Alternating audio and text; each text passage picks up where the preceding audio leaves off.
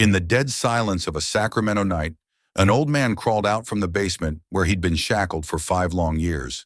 Scars still marked his wrists, and behind him, a rusted badge lay on the cold ground, the final evidence against his own son, now the chief of police. While millions believed in the polished image of a hero, beneath the dust of time, a decaying truth was clawing its way to the surface, from a burned house and a scorched dog that led justice home. Before we begin, hit subscribe so you won't miss any part of our thrilling, emotional, and suspense-filled storytelling series. The sun had barely broken through the morning fog that hung low over the outskirts of Sacramento. It was a typical January morning, cold, quiet, and cloaked in a stillness that made every sound sharper, every breath more aware. Marcus Rayner, a retired police officer in his late 50s, jogged alone along a cracked asphalt road, flanked by overgrown weeds and burned-out fields. His breath came in steady puffs, forming faint clouds in the crisp air. His movements were slow but intentional, no longer running to chase suspects, but to chase away memories. He passed the rusting sign for Bennett Grove Estates, a failed housing development that had promised dreams and delivered nothing but half-finished homes and broken asphalt. Most locals avoided this stretch. Too many stories, too much silence. But Marcus preferred it that way. It was the one place left where no one asked questions. As he rounded the bend past an abandoned cul-de-sac, something caught his eye. Smoke. Not a distant plume on the horizon, but thick black smoke, rising fast, twisting like a scream into the blue-gray sky. He stopped, narrowed his eyes, and focused. It was coming from one of the derelict homes. 2 stories, half-boarded, half-crumbling, paint blistered like scabs.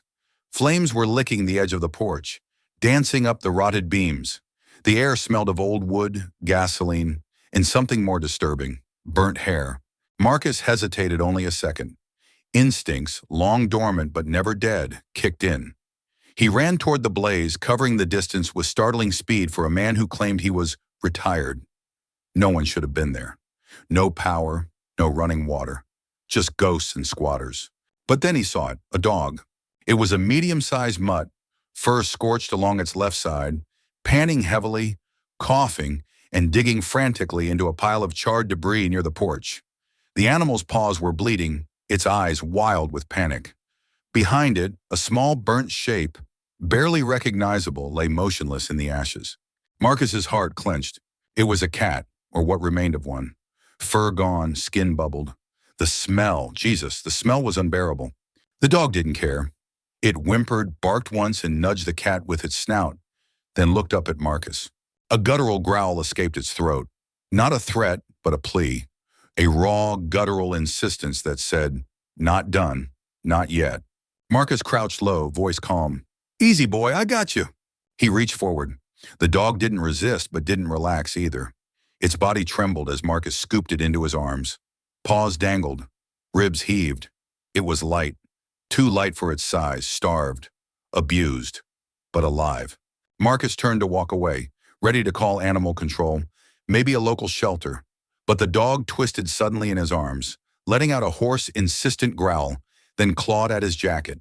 It squirmed, trying to leap from his grip, not to run, but to return, to go back into the fire. "What the hell?" Marcus muttered. The dog leapt from his arms, stumbled on singed paws, and ran straight into the broken house, into the mouth of the dying flames. The fire wasn't big enough to call 911. Not anymore. It was burning itself out. But what lay beneath was a different kind of danger. "Damn it," Marcus cursed, following close behind. He moved cautiously past the charred threshold. The house creaked and moaned. Ash coated everything. The wallpaper had peeled off in long black strips. Ceiling tiles hung like nooses. Windows had cracked from the heat, letting in strange shafts of light that painted the walls in eerie orange. And in the middle of that ruin, the dog sat staring at the floor. It barked once, then twice. Marcus stepped forward. The floor was warped and buckled, but a metal ring protruded from the charred planks. A handle. "A basement?" he whispered.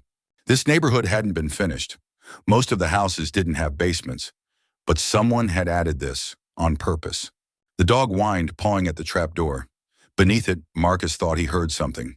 Not a voice, not a word, but a clink, a rattle, a faint metallic sound. He dropped to his knees, gripped the handle, and pulled. It was heavier than it should have been. Someone had nailed it shut, then burned over it to hide the edges. But the fire had done more than consume. It had revealed. The boards gave way, and the hatch creaked open with a sound like bone snapping. A rush of cold, damp air hit his face. Darkness yawned beneath him. He clicked on his flashlight. The beam pierced the gloom, revealing a steep set of narrow wooden stairs, slick with moisture. Cobwebs swayed. Dust particles danced in the light like ghosts. But what struck Marcus wasn't the stairs. It was the figure at the bottom.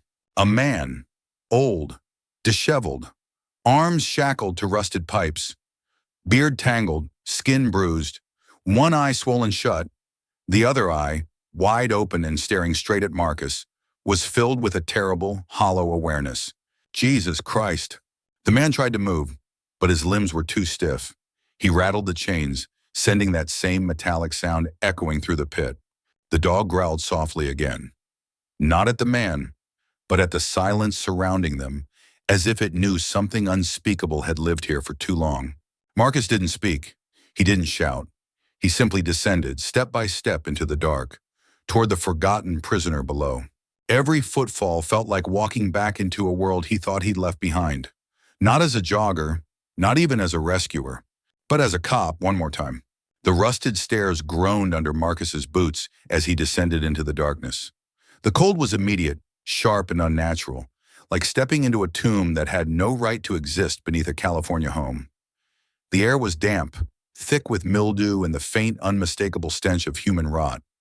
Not of death, but of suffering. Long-term, deliberate, contained. Marcus held the flashlight steady, the beam cutting through cobwebs and shadows like a scalpel. His other hand was clenched, fingers twitching, remembering their muscle memory from another life, the one where he carried a Glock instead of a flashlight. He stopped halfway down the stairs. There at the bottom, barely illuminated, was the shape he'd seen earlier. A man hunched, arms slumped at awkward angles, chained at the wrist to rusted copper piping that disappeared into the concrete wall. The man was barefoot, his ankles scraped and raw. A dirty rag was tied around his mouth, crusted with blood on one corner. His head was drooped forward, but not in unconsciousness. When Marcus called out softly, "Hey, can you hear me?" The man twitched, and then slowly his face lifted toward the light. He was old, older than Marcus had guessed from above. Late 70s, maybe even 80s. A silver beard had grown wild and matted across his chest. His cheeks were sunken in. The skin on his arms looked paper-thin, stretched tight over bone. One eye was bruised shut, puffed and purple, but the other, that one eye was wide open, alive, terrified, and pleading. It stared up at Marcus as if it couldn't quite believe he was real, as if no one had looked directly at him in years. That single eye shimmered with something too complex to name. Shock, pain, and maybe, just maybe, a sliver of hope buried so deep it had forgotten how to breathe. Marcus knelt beside him. "I'm gonna get you out of here," he whispered. His voice came out low, gruff, controlled. The man tried to speak, but the gag muffled it into a cracked whimper. "Hold on," Marcus said, pulling out a pocket knife. He sliced through the filthy cloth. The man coughed, violently. The sound was dry and desperate, like a dying engine gasping for one last turn. Marcus waited, then gently reached for the chains. They weren't just looped around the man's wrists. They were bolted through iron manacles nailed directly into the foundation wall. Whoever had done this hadn't planned on anyone ever finding him. "I need tools," Marcus muttered. "Damn it." He looked around. The flashlight beam scanned the room. A concrete bunker, 10 feet by 10, walls slick with moisture, floor covered in grime. There was no bed, no toilet, no water. Just this man. And in the far corner, a rusted metal box, not large, not hidden, sitting in plain sight like an offering, or a trap. Marcus walked over and knelt. The box was dented but intact. He hesitated, then opened it slowly. Inside were papers, dozens of them, folded, yellowed with time, many written in hand. At the top of one stack was a letter, penned in neat cursive. "If I disappear, it means I got too close. These men don't make mistakes, and they don't forgive. But someone will need to finish this. Someone has to." Below that were a faded photograph, a silver police badge, scratched and dulled, and a thick folder marked SCPD Internal Affairs Confidential. Marcus's chest tightened. He reached in and picked up the badge. Badge number 2114. The name was etched faintly underneath. James Rowe. The name didn't immediately register, but the sensation did. That subtle electric recognition you feel when a truth is circling just outside your conscious mind. The man behind him let out a groan, a fractured, low-throated sound that snapped Marcus back. He dropped the badge into his pocket and rushed back to him. "I'm going to get you out," he said again. "You hear me?" The man gave a shallow nod. His lips moved. No sound came. Then after a painful swallow, he rasped, Not safe." Marcus leaned in. "I know, but you're safe now, with me." "No," the man whispered, panic rising. "No, you're here." Marcus paused. "He who?" The man looked up, trembling. "Eric." The name hit Marcus like a cold slap. A first name, spoken with venom and fear. There was weight in it, but there was no time to ask. Marcus stood and climbed the stairs two at a time. Back outside, he ran to his truck, grabbed his emergency toolkit, and returned, heart pounding. He didn't call 911, not yet. This was too deep, too personal, too unknown. In minutes, he'd pried open the bolts, cut through the chain links, and lifted the man gently in his arms. The man weighed almost nothing, bones wrapped in skin and trauma. As Marcus carried him out of the pit, up through the rotting floorboards and into the rising daylight, he felt that deep, instinctive understanding. This man had been buried alive, not under earth, but under secrets, and someone had gone to great lengths to keep him there. The old man didn't speak another word during the ride back. Wrapped in a thick blanket Marcus kept in the back of his truck, he sat motionless in the passenger seat, eyes wide but distant, flinching slightly at every bump in the road. His fingers twitched against the wool as if still bound, his lips dry, whispering things only he could hear. Marcus didn't press. Not yet. He knew trauma didn't talk on command. It revealed itself in fragments, usually when no one was looking. The drive from the burned-out house to Marcus's home on the quiet edge of Elk Grove took 17 minutes. The longest 17 Marcus had ever counted. He parked behind his modest single-story ranch house, helped the man inside, and settled him onto the living room couch. The place was sparse, clean, orderly, nothing fancy. Just like Marcus. No photos, no trophies, no echoes of a past he didn't care to remember. Until now. He made a quick call. "Rosa, I need a favor." Dr. Rosa Kim was a longtime friend, once a coroner, now a state medical consultant. They'd shared more cases than either of them wanted to remember. She didn't ask many questions anymore. "Someone's hurt?" she asked immediately. "Yeah, bad. Can you come here quietly?" "I'll be there in 20. When Marcus returned to the living room, the man was half asleep. Marcus knelt in front of him, spoke gently. "I need to name it," he said, "so I can help you the right way." The man stirred, his good eye focused. Then in a voice barely audible, "James." He'll pause. "James Rowe." Marcus's heart missed a beat. The name wasn't unfamiliar, but it didn't click until James swallowed. "Internal Affairs, Sacramento PD." And then it did. 5 years ago, the papers had briefly mentioned a missing investigator. Someone from Internal Affairs who'd been chasing a corruption case and vanished without a trace. No body, no evidence, just gone. The story had made headlines for a few days. Then it vanished, just like the man. Marcus had dismissed it then. Another ghost in a department full of them. But now the ghost was sitting on his couch, bruised and shackled by time and betrayal. "You were the guy," Marcus muttered. James blinked slowly. "They said I lost it. Went rogue. Took things too far."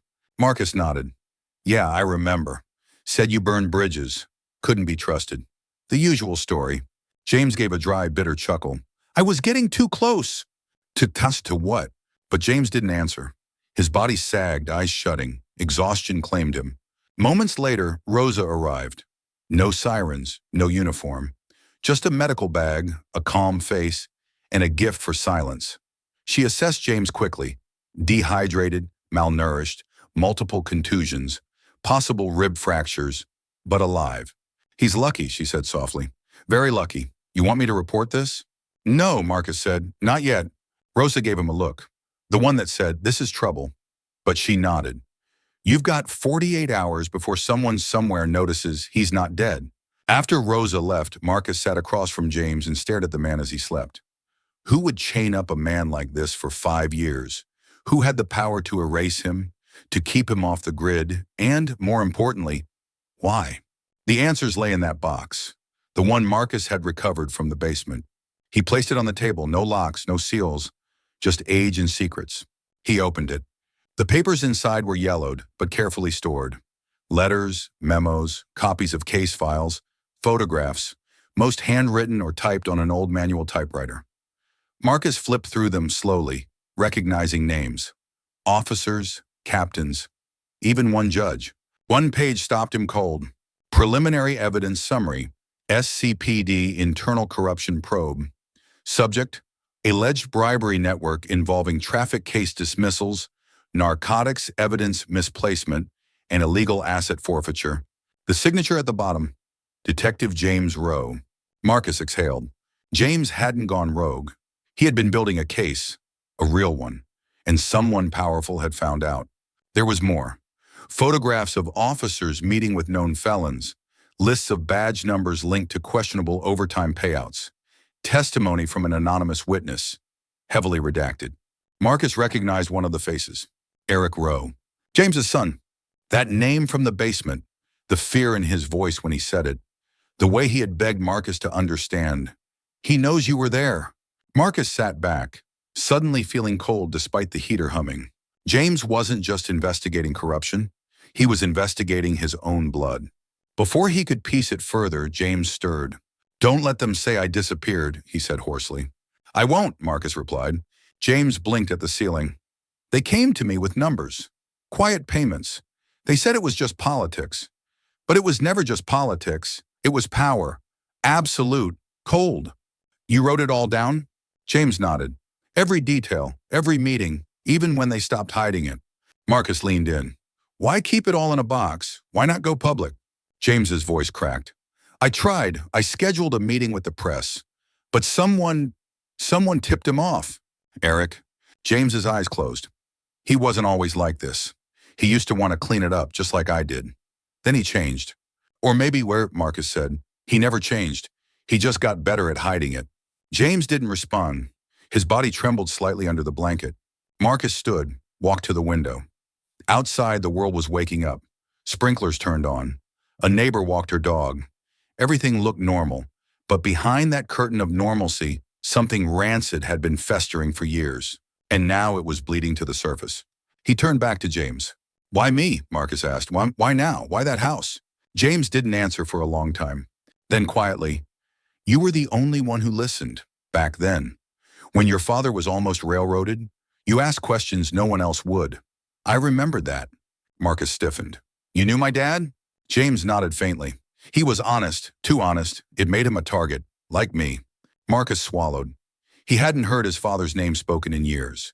The idea that this man, forgotten, shackled in a hole for half a decade, had once saved his father's career, twisted something deep inside his chest. "It comes full circle," James murmured. "Doesn't it?" Marcus stared at him, the weight of the moment sinking like a stone. "Yeah," he said, "it does." The night had deepened, wrapping Marcus's house in a blanket of hush. Outside, the wind scraped gently against the window panes, and the ticking of the wall clock became a metronome to memory. Inside, James was asleep on the couch, finally breathing in rhythm. His face, once twisted in tension, had softened under layers of rest and warmth. A folded towel acted as a pillow. A second blanket lay tucked up to his chest. He looked less like a forgotten prisoner and more like an aging soldier granted temporary leave from a war no one else remembered. Marcus sat alone at the dining table. The metal box lay open before him, its contents spread like a wound across the surface.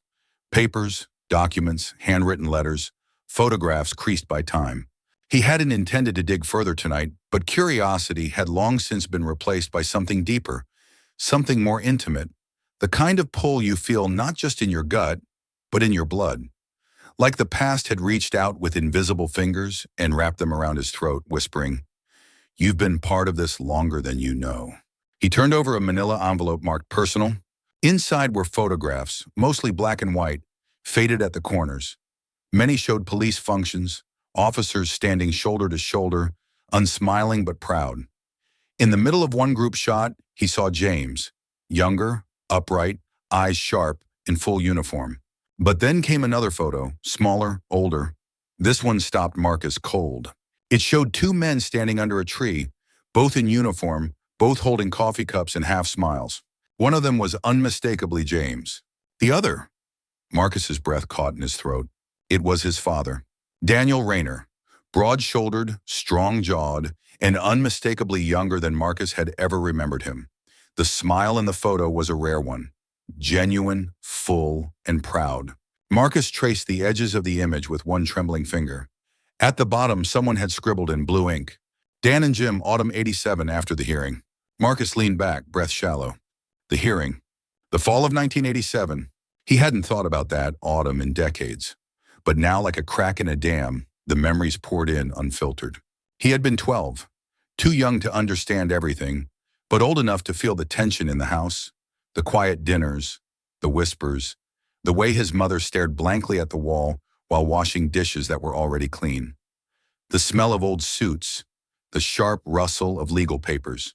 His father had been accused of evidence tampering, planting a bag of heroin in a suspect's car to secure a conviction in a high-profile gang case. It had come out of nowhere. One day he was respected. The next, he was branded. The department moved fast. Internal Affairs launched an investigation. His father's badge was suspended. Marcus remembered hearing the word disgrace on the evening news, and he remembered seeing the look in his father's eyes the moment it aired, a look that would never leave him. What no one else knew, what he hadn't remembered until now, was the man who had fought for him, the man who had stood in front of that Internal Affairs panel, placed both hands on the table, and said, "Dan Rayner didn't frame anyone, but I can tell you who did." It was James Rowe, the very man now sleeping 10 feet away under the same roof. Marcus ran a hand through his hair, suddenly overwhelmed. The scent of coffee and cigarette smoke from that era returned as if conjured by the photo. His father had come home that day not with victory, but vindication. Quiet, unsung, and heavy. James hadn't just been a colleague. He had been the man who'd put his own neck on the line when it mattered. Marcus remembered one particular afternoon. His father had been sitting on the porch, staring into the trees, a beer untouched beside him. Marcus had walked out and sat next to him, and his father had said something that had confused him at the time, but now echoed like prophecy. "You can serve the badge, son, but one day you'll learn. It doesn't always serve you back. That's why you never forget the people who stand beside you when it turns its back." Marcus stared at the photo again, the way James had looked at his father, not just with respect, but with allegiance, a bond not forged by law, but by conscience. He felt something in his throat tighten. He had spent the past 15 years trying to forget his father's slow descent into disillusionment. Daniel Rayner had finished his career quietly, pushed to desk duty, never promoted again. He had become bitter, quiet, and then finally just gone. Heart failure at 62. Marcus had convinced himself that letting it go was the right thing. But James hadn't let go. James had kept fighting, even when no one was watching. And now, 5 years after vanishing, he was here, in Marcus's house, alive, broken but alive. And Marcus owed him everything. He picked up the photograph again and stared long and hard. The moment froze in his mind. The light on their faces, the crisp leaves on the ground, the unspoken trust in their posture. He could almost hear his father's laugh. Then he flipped the photo over. On the back was another scribbled note, a different pen, a different hand. "We protect each other, always." Marcus closed his eyes. This wasn't a coincidence. This was full circle. He rose from the table, walked to the living room, and looked down at James, still sleeping. In that moment, Marcus knew something had shifted. This wasn't just a favor. This wasn't just about justice or exposing corruption. This was about honor, about debt, and about doing for another man what had once been done for his own father. He turned off the kitchen light and stood in the doorway, the photograph still in hand. Tomorrow he'd begin asking the right questions, but tonight he simply kept watch. Morning light broke through the blinds in thin golden lines. The world outside Marcus's home had begun its ordinary rhythm. School buses, garbage trucks, barking dogs, joggers with earbuds in. The usual noise of people who had no idea that something rotten had been buried not far beneath their feet for years. Inside, Marcus sat at the kitchen table, a black coffee untouched beside him, and the metal box reopened.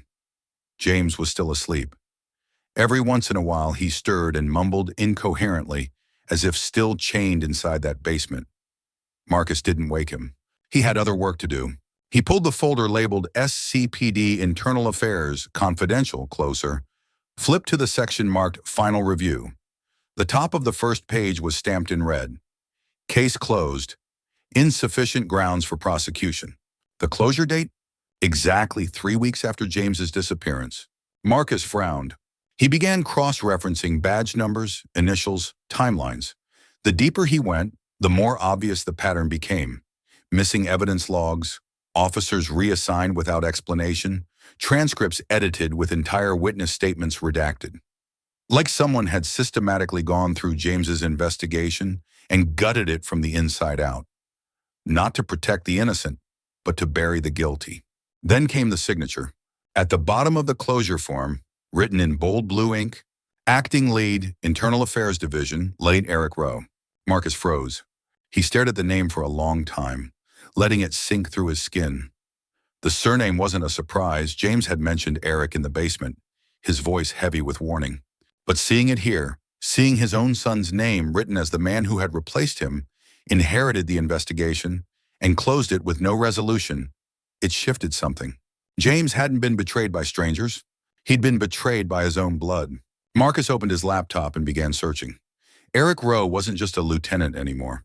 He was chief of police for Sacramento County, promoted 3 years ago.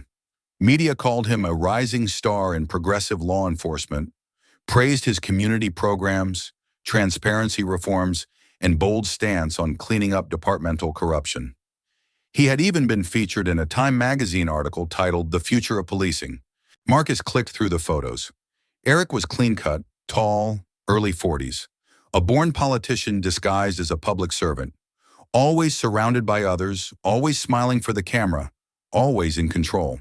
There was one photo that caught Marcus's eye. Eric at a press conference, standing with the mayor and 2 city council members. Behind them was a large sign, Rebuilding Trust, Together. Marcus almost laughed.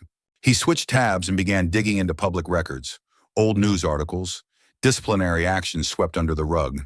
With his background and a few favors, he accessed more than the average citizen. It didn't take long before names started repeating. Officers implicated in James's early documents, still active. Some promoted.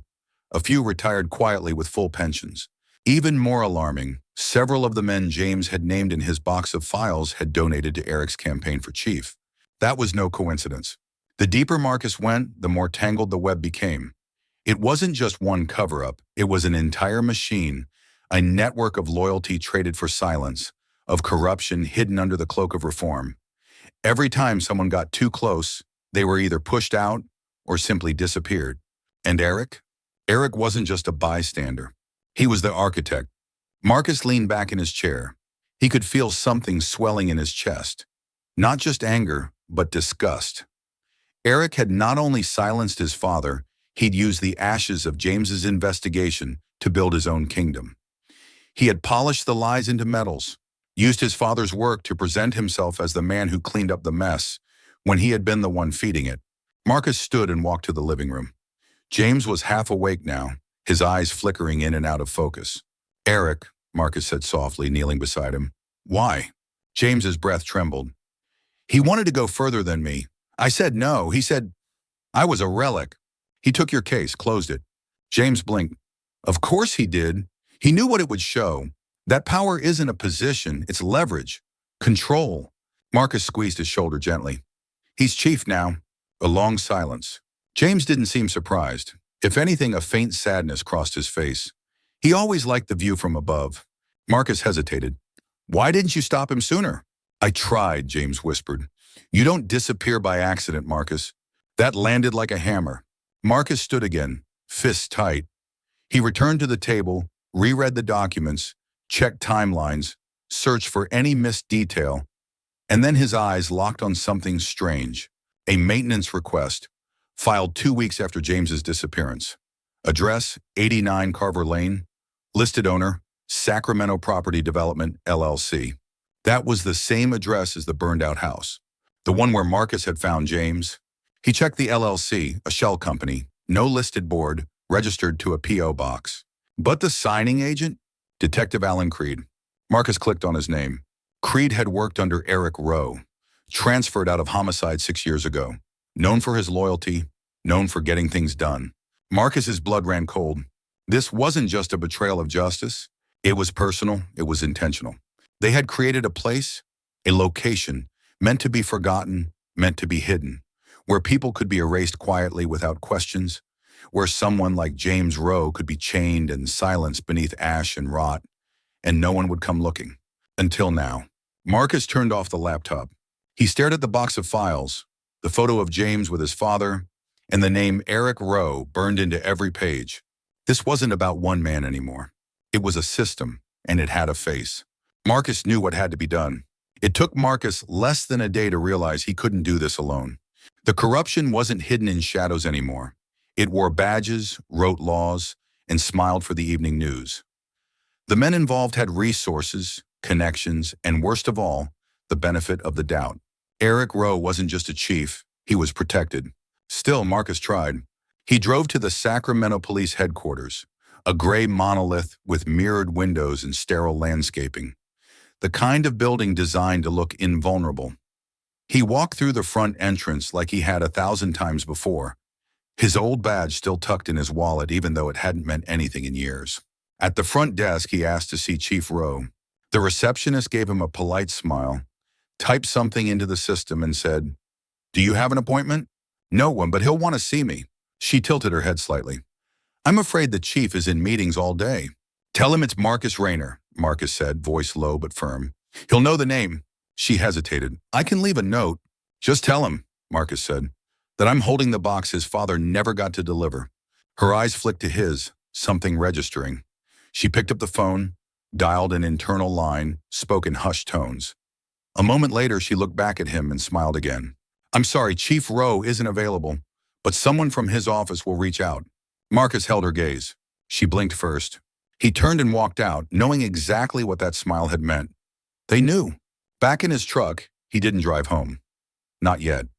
Instead, he drove to Midtown Sacramento, to a coffee shop called The Wren, where news clippings still covered the walls, and a chalkboard behind the counter listed both espresso specials and FOIA deadlines. The kind of place where people cared more about truth than presentation. At a corner table sat Ellie Cheng, sharp-eyed, mid-30s, and notorious in local media for being the one journalist who hadn't let the James Rowe disappearance fade into myth. 5 years ago, she'd written a scathing editorial titled, "How Do You Vanish an Investigator?" It had cost her column inches and a promotion, but earned her a reputation. Marcus walked in and said nothing. He just sat across from her and placed James's badge on the table. Ellie looked at it, then looked at him. "Is this a joke?" she asked. "No," Marcus said. She picked it up slowly, reverently. "Where did you get this?" "I found him," Marcus said. Her fingers froze. "He's alive," she whispered. Marcus nodded. Ellie leaned forward. "Where?" "In a basement, in a house that caught fire." She was already pulling out her recorder. "Tell me everything." He didn't. "Not yet." Instead, he said, "I need your help. I need someone who isn't scared to follow this through." "I've been trying for 5 years," Ellie replied, "but people stopped listening." "They'll listen now," Marcus said, "because I've got the files, I've got the proof, and they came after me last night." Ellie's face darkened. "What do you mean came after you?" Marcus exhaled, the memory still raw. He had returned home late the night before. James was asleep. Everything seemed normal. He poured himself a glass of water, turned on the TV without volume, and sat down. Then he noticed it, the silence. Too quiet. He called for the dog. "Justice?" Nothing. He walked through the house. The front door was locked, the windows shut, but something felt wrong. Then he found him, Justice, lying near the back door, unmoving, tongue half out, a faint tremble in his chest. Marcus dropped to his knees. The dog was breathing, but barely. A strange chemical smell lingered near his mouth. Panic surged. He wrapped the dog in a towel, checked James, still asleep, unharmed, and then swept the house. Nothing missing. No forced entry. But on the kitchen table, someone had left a piece of paper, folded once, plain white. No handwriting, just a photograph inside. Marcus flipped it over. It was a photo of him, taken just hours earlier, leaving the police station. The timestamp was fresh. Beneath it, a single typed line. Don't become the next ghost. Back in the coffee shop, Marcus stared at Ellie.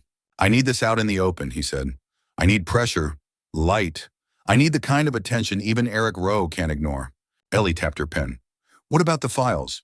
They're real, and I'll let you see them. But not yet. Why not? Because they know I have them, Marcus said. And right now, that's the only reason I'm still breathing.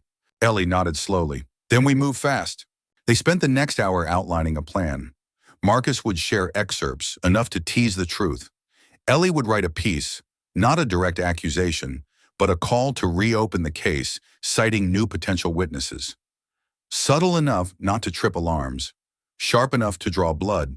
But as they stood to leave, Ellie looked at Marcus and said, You know this won't end clean. I'm not asking for clean, he said. Just honest. The living room was dimly lit, curtains drawn tight, TV off, laptop closed. Marcus sat on the armrest of the couch, holding a mug of coffee gone cold. Across from him, James Rowe stirred beneath a heavy blanket, face pale, voice weak, but his eyes, now clearer, followed Marcus with intent. I heard you, James rasped. You told Ellie. Marcus nodded. She needed to know. James swallowed with difficulty. You're making it real. It's always been real, Marcus said. We've just all been pretending it wasn't. James tried to sit up, grimaced, and fell back against the pillow. Don't do it. Marcus blinked. What? Don't take it public, not yet. Marcus stared. You're scared. I'm not afraid for myself, James whispered. Not anymore. But Eric, if you push this into the light, he'll react. He'll destroy more. He won't stop. Marcus knelt beside him. He already tried. He poisoned Justice. He broke into my house. He left a photo of me, threatening me like I'm some petty witness. He's not bluffing, James. He's warning me. James grabbed his wrist, grip shaky but firm. Exactly. He still believes he can scare you into silence. That's control. The moment you go public, you force his hand. He'll do something big, reckless, dangerous. Marcus nodded slowly. And that's exactly why we go public. Because people like Eric only thrive in silence. James closed his eyes. You don't understand what he's become. No, Marcus said, but I understand what he's done. He stood across the room and opened a small metal safe bolted beneath the floorboards. Inside were the files. Every page James had hidden, every name, every date, every scar. He placed the folder on the table. Ellie's going to scan everything tonight, Marcus said. First release goes live tomorrow morning. It won't be everything, just enough to trigger a public call for investigation. Enough to make Eric sweat. James turned his head away. You think that's justice? I think it's a start. They didn't speak after that, not for a while. By 9 p.m., Ellie had arrived. She came through the side door wearing a hoodie, no makeup, hair tied back, voice steady but clipped. Someone's monitoring my apartment, she said flatly. I found a car that hasn't moved in 2 days. No plates. Marcus didn't flinch. He knows we're moving. Then let's make it count. For the next 2 hours, they sat in silence, uploading scans, cross-referencing badge numbers, organizing timestamps and evidence trails. The files were gold. James hadn't just collected facts, he had built a roadmap. Marcus saw everything now, how Eric had redirected internal affairs, how he'd removed files from court records, even how he'd scrubbed mentions of his father from key witness statements. Ellie prepped a draft. At 12:07 a.m., she hit schedule publish. The article was set to go live at 6 a.m. sharp. She stood, stretched her back, and looked at Marcus. You ready? He looked over at James, now asleep again on the couch. No, but I'm not backing down. Ellie left through the back gate. Marcus locked the door behind her. An hour later, everything shattered. It began with the sound of shattering glass. A high, violent crash from the back window. Marcus spun around. Too late. 2 masked men in dark clothing stormed into the house. One slammed Marcus into the wall, dislocating his shoulder with a sickening pop. The other sprinted toward the living room, heading for James. Marcus roared and threw himself forward, tackling the first man down the hallway. Fists flew, bones cracked, blood spilled. The second man shouted, "We got what we came for! Go!" They didn't try to kill him. That was the message. As quickly as they had come, they vanished into the night. When Marcus staggered back to the living room, the safe was open. The files, gone. The dog lay breathing, drugged again. James was conscious, eyes wide with horror. "They took it," Marcus said, voice shaking. James reached out. "Then we hit back. Now." But it was too late. By sunrise, Marcus was arrested. The charges were surreal and cruelly timed. Unauthorized possession of classified internal documents, unlawful confinement of a state witness, and trespassing with intent to harm. The complaint had been filed by the Sacramento Police Department, signed, ironically, by Chief Eric Rowe. Ellie received a court-ordered takedown request at 5:43 a.m., 17 minutes before her story went live. But she didn't delete the post. Instead, she took screenshots. She shared copies with trusted journalists. She uploaded documents to 3 cloud servers. And then she hit send again. The story hit the internet at 6:01 a.m. The world saw the words, "James Rowe is alive, and he has the evidence." It was just after 6:02 a.m. when Ellie Chang pulled her car into a quiet alley behind the Sacramento PD Evidence Annex. Her hands trembled slightly on the steering wheel, not from fear, but from the high voltage of adrenaline laced with fury. She had seen the headlines start populating just minutes after her article dropped. Missing IA investigator found alive. Whistleblower emerges with evidence against police chief. And already bots were swarming, smear campaigns firing up, hashtags manipulated. But she had one weapon no one else had: footage. When Marcus had told her about the break-in, she'd remembered the one thing even he had forgotten. He'd installed a motion-activated security camera 3 months ago, during a string of burglaries in his neighborhood.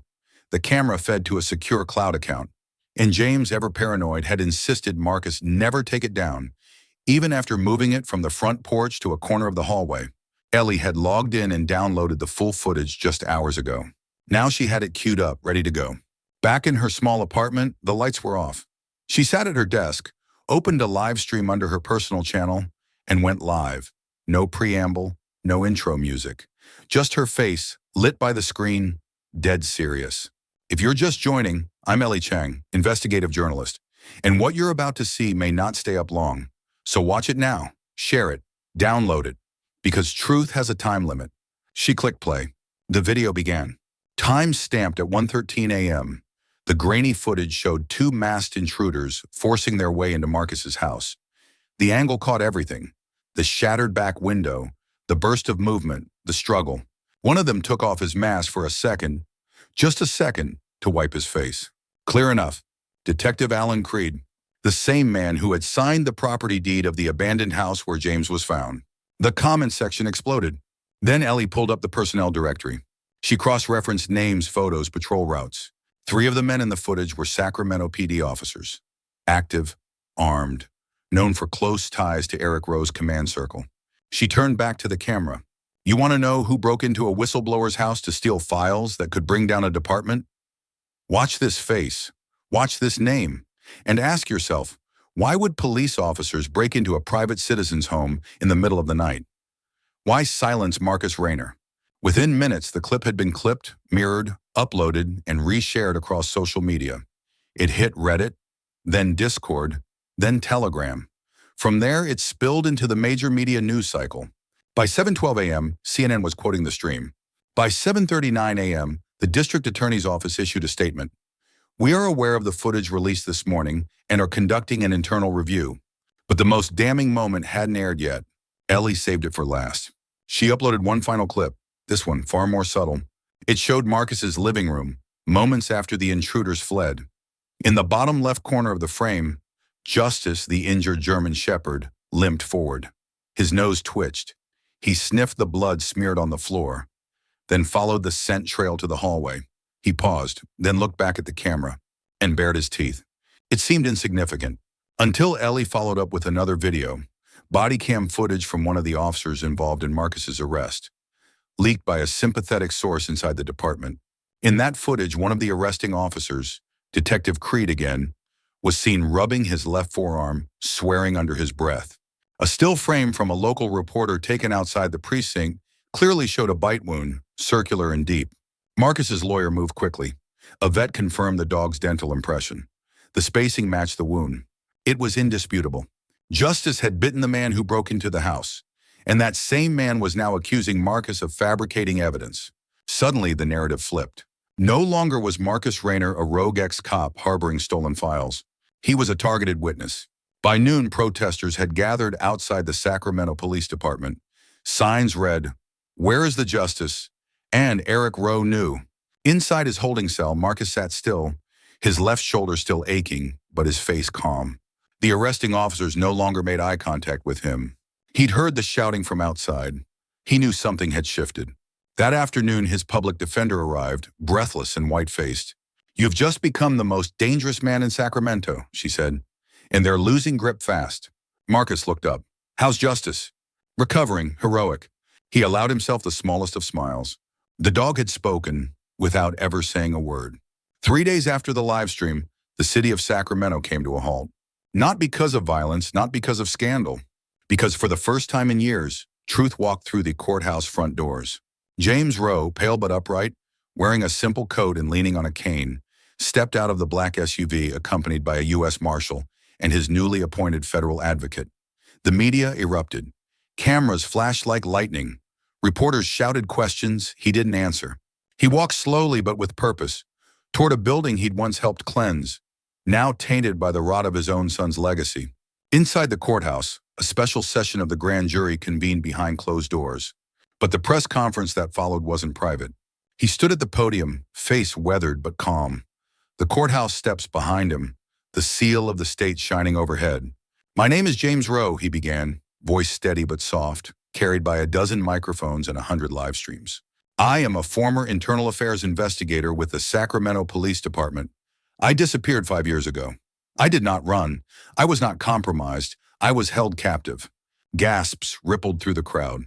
He continued, "The man responsible is Chief Eric Rowe, my son, and I am here finally to finish the investigation I was never allowed to complete." Marcus watched it all from a holding cell, the small television in the corner flickering with the broadcast. He didn't cry. He didn't even smile. He just stood, hand over his chest, breathing deep for the first time in what felt like years. The dominoes fell quickly after that.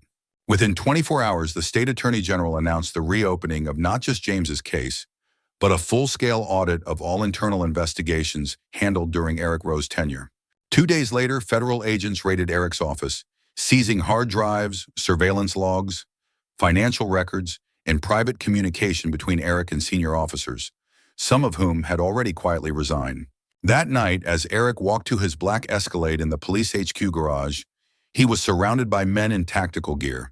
Eric Rowe once said, "You are under arrest for the crimes of kidnapping, unlawful detainment, obstruction of justice, destruction of public records, falsification of evidence, criminal conspiracy, embezzlement of public funds, coercion of witnesses, and abuse of authority." Eric stood still. For a moment, the polished mask he had worn for years slipped, revealing not fear, but exhaustion, as if some deep part of him had always known this was coming, that the darkness he'd built would one day collapse under its own weight. He didn't resist.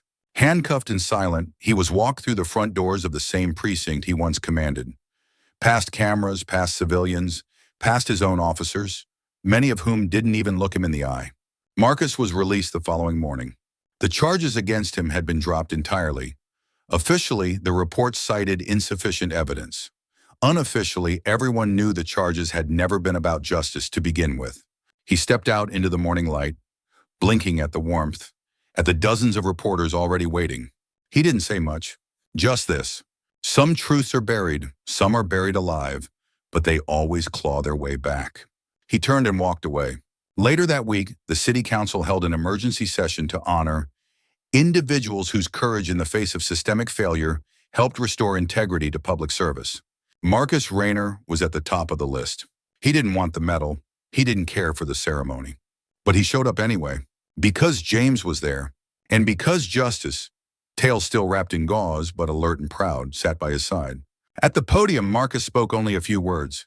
He held up James's badge, old, scuffed, but still gleaming under the lights, and said, "He never got to finish what he started, until now. I was just the last step in a circle that needed closing." Then he handed the badge back to James. The applause was quiet at first. Then it grew, louder, fuller, until the chamber echoed not with politics, not with applause for titles, but with the simple acknowledgement of truth. the truth that had been buried, and now finally had come home.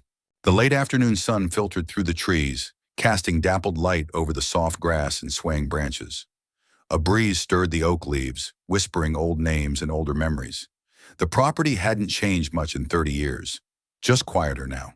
The fences had grayed. The paint on the porch peeled a little more with each season, but the tree was exactly the same.